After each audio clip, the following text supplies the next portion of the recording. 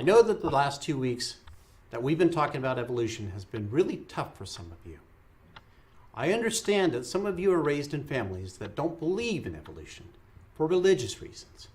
But in my class, I try to teach you to think for yourself. Are there any questions? No questions? Kayla, you've been unusually quiet. You always have challenges for me. No, that's okay. But I know there's a God. I felt him. You can't explain my entire faith away with just a couple of chapters from a science book. Mark, feelings can be compelling, but also very misleading.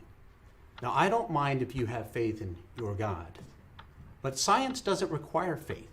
It requires evidence. Anyone else? Well, it seems to me that that's just what's missing from the whole idea of evolution. What's missing? Evidence. Evidence is missing. It just seems that it takes much more faith to believe in evolution than to believe in a designer. Do you have any examples? Well, how about when the textbook talks about the law of biogenesis? How life cannot come from non-life, but then in the next chapter it talks about how all life sprung from non-living material. And then it talks about mutation and natural selection and how it can change one animal into another, but mutation only loses information and natural selection can only choose from what's there. So how does a simple living organism turn into something like us? I mean, you have to think about like the complexity of the human eye and how we could never design something like that, or how the human body can heal itself.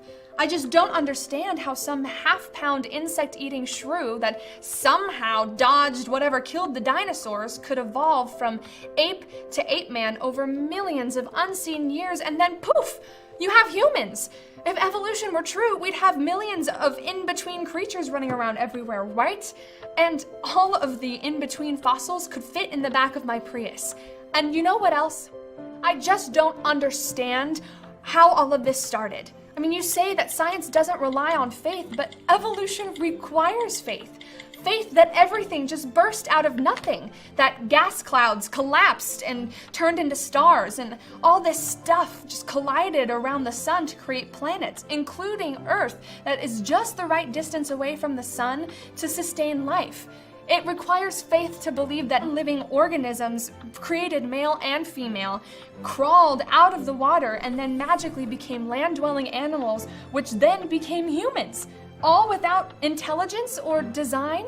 I just think it takes a lot more faith to believe in evolution than it does to believe that all the design, marvelous design around us points to a designer. And now I'm just rambling, so does anyone else have a question?